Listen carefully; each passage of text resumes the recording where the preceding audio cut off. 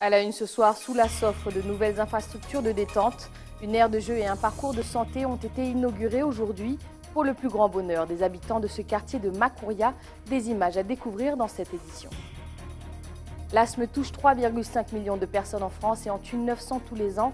En cette journée dédiée à cette pathologie qui attaque les voies respiratoires, l'hôpital de Cayenne a organisé une journée de sensibilisation.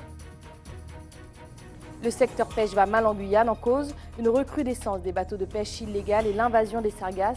Les élus de la ville de Cayenne ont été à la rencontre des professionnels du secteur qui boivent la tâche. Voilà pour les titres, mesdames et messieurs, bonsoir et bienvenue sur ATV Guyane. 2 personnes ont trouvé la mort dans le crash d'un hélicoptère. Ce matin, la balise de détresse a émis un signal aux abords de Bélizon à Régina. À son bord, un jeune Guyanais fraîchement diplômé qui emmenait 2 mécaniciens attendus sur un site d'orpaillage de l'Est guyanais. Le seul survivant a été rapatrié en urgence à l'hôpital dans un état critique.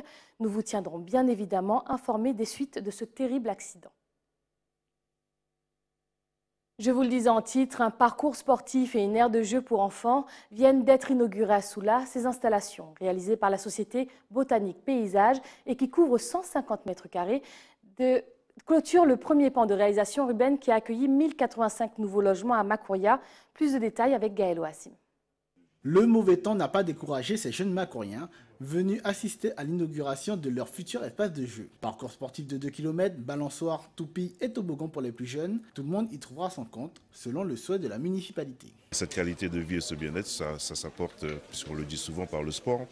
Donc le fait donc de pouvoir mettre en place cet équipement, ce parcours sportif, ce sera donc une première au niveau donc de Soula, avec ce qu'on appelle le street art, c'est ce qui est à la mode. Donc sur un parcours qui fait, je crois, 1 km et quelques. Donc ça, c'est la première partie. Après, nous mettons donc en place toute la plaine de sport. C'est-à-dire, vous avez déjà vu, nous avons donc inauguré dernièrement le skatepark.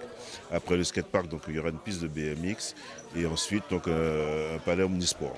Donc tout ça, ça va donc concourir à la cohésion, à faire en sorte que ce quartier puisse vivre. 12 000 habitants pour 3 000 logements dans les années à venir dans la ZAC de Soula. C'est l'établissement public foncier et d'aménagement qui a la lourde charge d'agrémenter ce quartier appelé communément le cœur de Soula. C'est une ville à part entière. Et donc dans ce cadre-là, sur cœur de Soula, donc nous avons aménagé pour la population, pour la mairie, des espaces de jeu comme celui qui est derrière et le cheminement de loisirs, de sport en fait, qui va jusqu'à une autre aire de jeu qui est une aire de jeu pour enfants qu'on va voir un peu plus loin. Un coût atteignant les 100 000 € sur l'ensemble des 2 espaces de loisirs. C'est des équipements qui sont bien sûr aux normes et notamment aux normes de sécurité. Donc c'est vrai que ça peut sembler cher, mais en fait c'est des matériels qui sont soumis à très rude épreuve pendant de nombreuses années et donc qui sont particulièrement solides.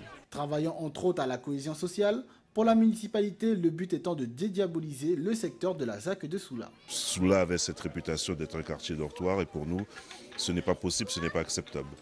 Comme vous le constatez, il y a le marché maintenant, il y a le Super U sans vouloir faire de publicité, vous avez la boulangerie, vous avez tous ces commerces de proximité qui commencent à venir s'installer. Nous avons énormément de demandes, donc c'est véritablement un quartier qui va s'ouvrir et qui va vivre.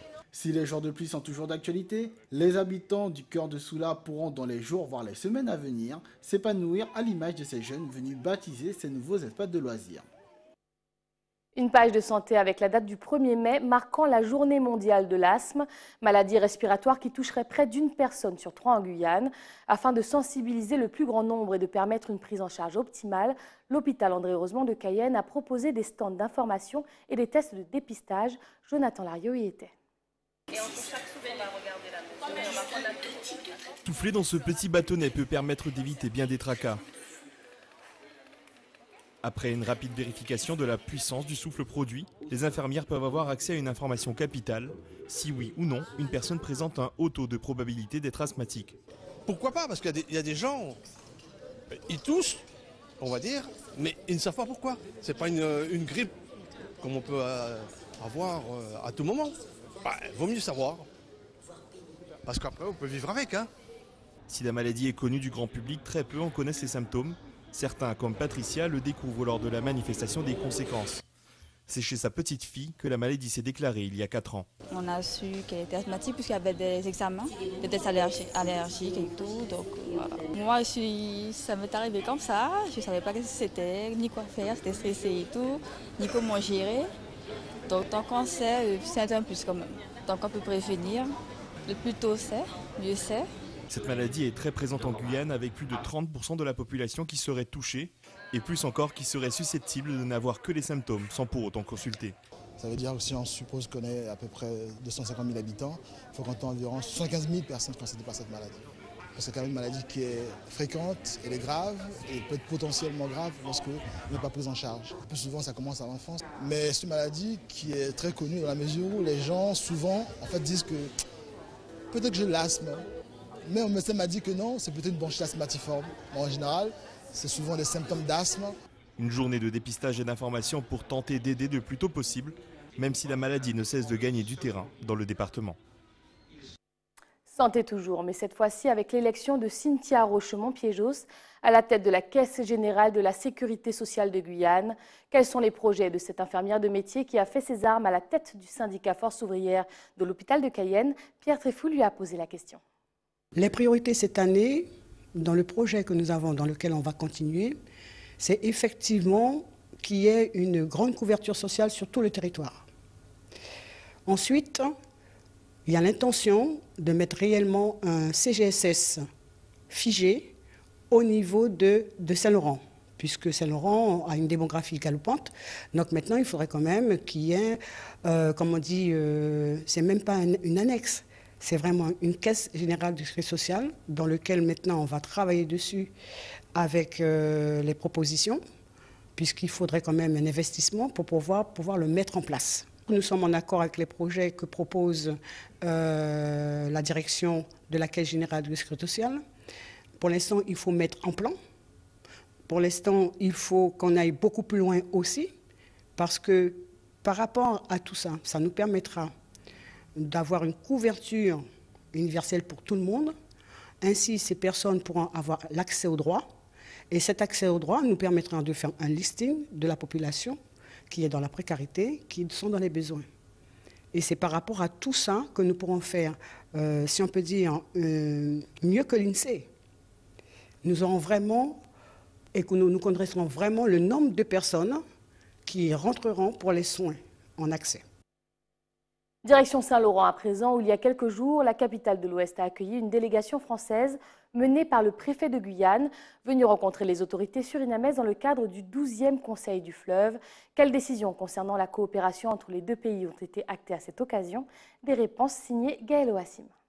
Vendredi 20 avril, Saint-Laurent a accueilli le 12e Conseil du fleuve. En accord avec les autorités surinamaises, représentées par la secrétaire du ministère des Affaires étrangères, la délégation française, conduite par le préfet, le sous-préfet, le député de la seconde circonscription et la vice-présidente de la CTG, a acté 2 points. L'arrivée d'un nouvel officier de liaison internationale au sein de la gendarmerie, l'accord de partenariat concernant la construction du futur bac reliant la France au Suriname.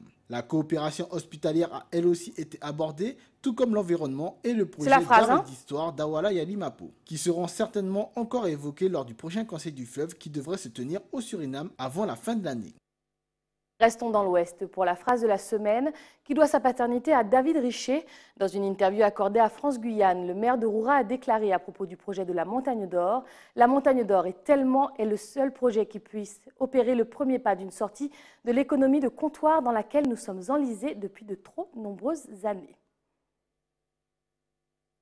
Retour sur le littoral où les élus de Cayenne se sont rendus au marché d'intérêt régional ce matin afin de faire le point sur la baisse des ressources maritimes. Comment lutter contre la pénurie de poissons qui touche le secteur pêche à cause de l'invasion des sargasses d'un côté et des embarcations illégales de l'autre? Pierre Tréfou a assisté à l'état des lieux d'une crise qui s'invite dans nos assiettes et dans nos portefeuilles. Seulement la moitié des étals du marché aux poissons de Cayenne étaient ouverts ce matin. La situation ne s'améliore pas pour les pêcheurs guyanais. La prolifération des sargasses et la pêche illégale empêchent les pêcheurs de sortir en mer. C'est en soutien que la maire de Cayenne est allée à la rencontre des pêcheurs au marché du Mire ce matin. Madame le maire, avec sa casquette de président de la CACL, a pu être avec nous, nous accompagner, essayer de voir ce qu'elle peut faire pour nous. Mais on attend toujours la collectivité et nos parlementaires. Nous, on veut bien éliminer la pêche illégale. Comment l'éliminer? Ça, ce sont les services de l'État à voir comment ils peuvent faire pour éliminer cette pêche illégale, voilà, et nous laisser vivre un peu, parce que c'est quand même 8000 tonnes de poissons, vous vous rendez compte, qui sortent. Les répercussions de la raréfaction du poisson a entraîné une augmentation des prix. Le prix de la coupe à rouge a par exemple pris 1 € sur le prix en gros en seulement un mois. Nous avons dans le MIR à peu près 80% de notre tonnage en moins. Au MIR, c'est entre 50 et 60 tonnes de poissons mensuels. Et là, nous sommes vraiment très loin du compte depuis le mois de janvier 2018. La difficulté aujourd'hui, c'est de faire repartir les bateaux. Les pêcheurs n'ont pas forcément la trésorerie nécessaire pour pouvoir réarmer leurs bateaux. Donc nous sommes en discussion, nous essayons de trouver les voies et moyens pour permettre de reconditionner les bateaux, en tous les cas redynamiser ce secteur qui mérite de l'être. Si les bateaux restent à quai, les usines n'ont pas de poisson, le MIR n'a pas de poisson, la population n'aura pas de poisson et nous serons contraints d'importer peut-être du poisson en Guyane. Ce serait le comble de voir du poisson arriver d'ailleurs pour pouvoir nourrir la population. Alors que, j'ai coutume à le dire, contrairement à ce qui se passe ailleurs, nos poissons meurent de vieillesse en Guyane. La difficulté aujourd'hui est de faire repartir les bateaux en mer. En l'absence de trésorerie, les pêcheurs n'ont pas les fonds nécessaires pour réarmer leurs bateaux. Des discussions sont en cours entre la municipalité et les pêcheurs pour reconditionner ces bateaux et redynamiser le secteur. Restez avec nous, à venir dans votre journal, un témoignage du sénateur Antoine Karam qui revient pour nous sur mai 68, époque qui a beaucoup compté dans son développement sur la scène politique. Et puis, la musique adoucira la fin de ce journal avec une balade mêlant spiritualité et amour offerte par 3 chanteuses de gospel. Mais avant cela, ouvrons un chapitre éducation afin d'évoquer le cas du lycée Jean-Marie Michotte dans la tourmente à cause de la montée de violence qui sévit entre ses murs. Quelles mesures le corps enseignant demande au rectorat afin de garantir des conditions de travail optimales? Martine Nivois fait les listes au micro de Jonathan Lariot. Le conseil d'administration, naturellement, était prévu depuis un moment, convoqué depuis un moment. Donc nous avons poursuivi notre logique. Le conseil d'administration a adopté une motion qui réclame, qui prend acte de la disparition des référents, mais qui réclame qu'au lycée Michotte, on puisse avoir un personnel dédié à l'illettrisme et au soutien à la grande difficulté scolaire. Donc la motion a été adoptée à la quasi-unanimité hier au CA, ainsi qu'une autre qui demande que nous puissions avoir à Michotte une réunion évidence. C'est-à-dire que personne n'ignore le contexte difficile pour tous les établissements. Michotte est particulièrement concerné par les problèmes d'insécurité. Et donc nous souhaitons que les partenaires de la Convention Évidence puissent se réunir à Michotte pour nous aider d'abord à faire circuler les informations et mettre en place des procédures efficientes pour nous aider à gérer tout ce qui se présente quotidiennement. Mai 68, 2 mots qui évoquent la libération des femmes, du sexe et des étudiants. Ce mois qui a marqué l'histoire de France fête ses 50 ans. À l'époque, le sénateur Antoine Karam en avait 18. Il vivait à Marseille et était un passionné de sport. Il revient pour nous sur cette parenthèse hors du temps qui a semé les graines de son engagement politique. Gaël Ouassim. Moi, qui ne connaissais rien à la politique à cette époque, qui était impliqué dans le sport, j'étais à Marseille, au lycée Thiers, j'étais en classe de première, et je ne m'intéressais pas à cette époque à la politique. Mais quand les événements sont arrivés à Marseille, j'ai tout de suite intégré le comité d'action lycéenne, ce qu'on appelle les CAL. Et à ce titre, nous sommes allés à Paris. Ça a été le moment fort de cette rencontre entre les étudiants, les lycéens, la jeunesse et les syndicats de gauche et les partis politiques aussi. Et ça m'a permis de prendre conscience de la réalité de la Guyane. Parce que durant la même période, j'ai été informé qu'à Paris, des étudiants guyanais avaient occupé les locaux de la Jeune Guyane, une association dirigée par l'ancien préfet Vignon, qui était sénateur à l'époque. C'est ce jour-là que mon ami Alain Michel a basculé dans le mouvement indépendantiste, dans le mouvement progressiste en donnant les clés du local dont tu étais le responsable aux étudiants qui occupaient les locaux, qui ont été naturellement chassés par la police et mis en garde à vue pendant 48 heures.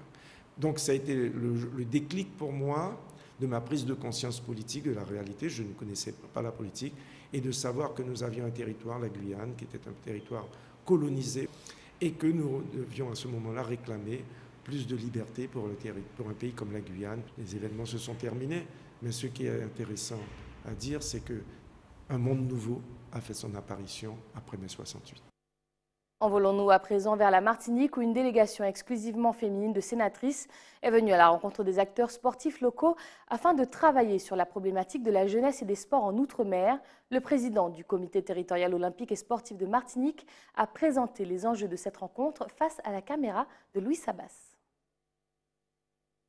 Nous allons aborder les problèmes évidemment de notre projet global, mais surtout les manquements d'équipement, les manquements en matière d'encadrement, préparation des JO sur 7 ans, déjà Tokyo et puis Paris, et puis des problèmes aussi, je dis, de continuité territoriale qui permettent, je dirais, aux insulaires de pouvoir aller en compétition, etc. Donc nous allons essayer, avec les sénateurs, de présenter avec l'ensemble des ligues et comités notre projet, mais aussi nos manquements, tous nos manquements qui sont vraiment criants, des problèmes aussi de trésorerie.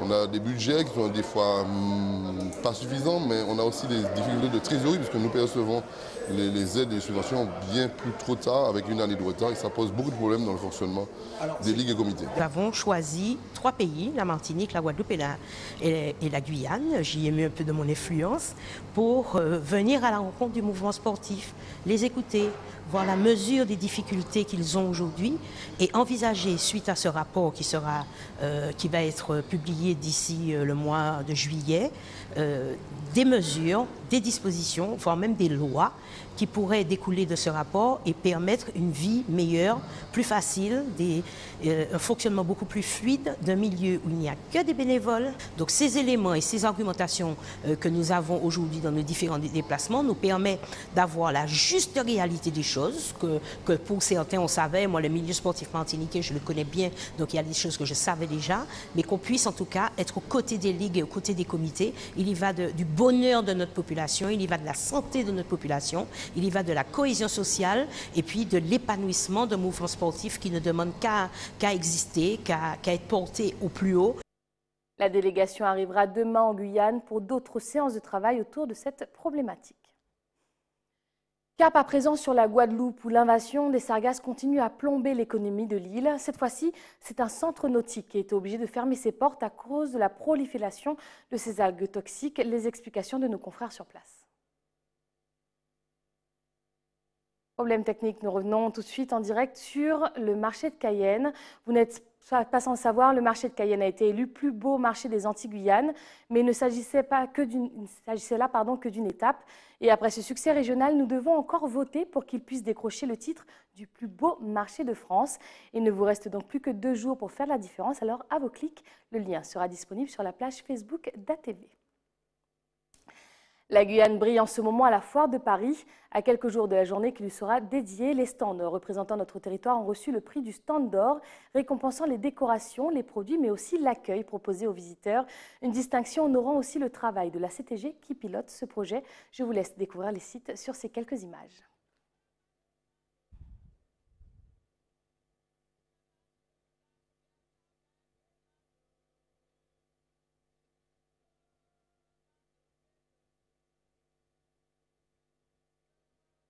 Finissons cette édition sur une note musicale.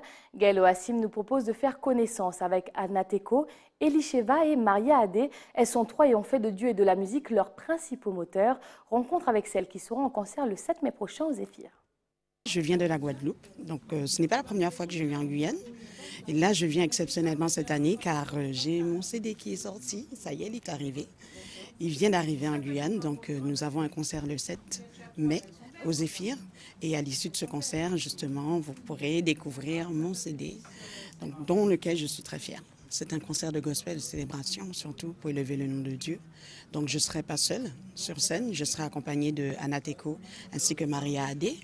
Donc ce sera vraiment un super moment de louange, d'adoration. Il y aura vraiment de très beaux moments, il y aura peut-être même des surprises.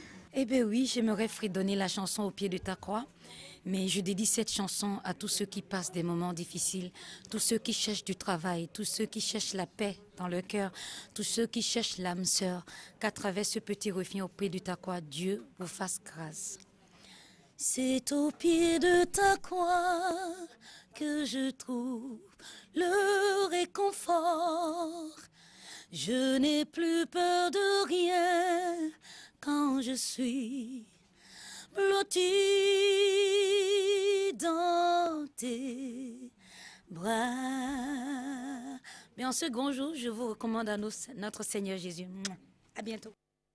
C'est la fin de ce journal, mais avant de le refermer, rappel des principaux titres de ce 2 mai. Soula s'est offert de nouvelles infrastructures de détente. Une aire de jeu et un parcours de santé ont été inaugurés aujourd'hui pour le plus grand bonheur des habitants de ce quartier de Makuria. Des images découvertes dans cette édition. L'asthme touche 3,5 millions de personnes en France et 1 sur 3 en Guyane. En cette journée dédiée à cette pathologie qui attaque les voies respiratoires, l'hôpital de Cayenne a organisé une journée de sensibilisation. Le secteur pêche va mal en Guyane, en cause une recrudescence des bateaux de pêche illégale et l'invasion des sargasses.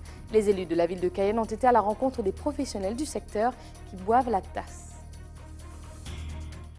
C'était le journal de la rédaction. Merci de nous avoir choisis. Tout de suite, l'édition nationale de BFM TV. Quant à moi, j'aurai le plaisir de vous retrouver demain, même heure, même chaîne. Excellente soirée sur ATV Guyane. Bonne nuit.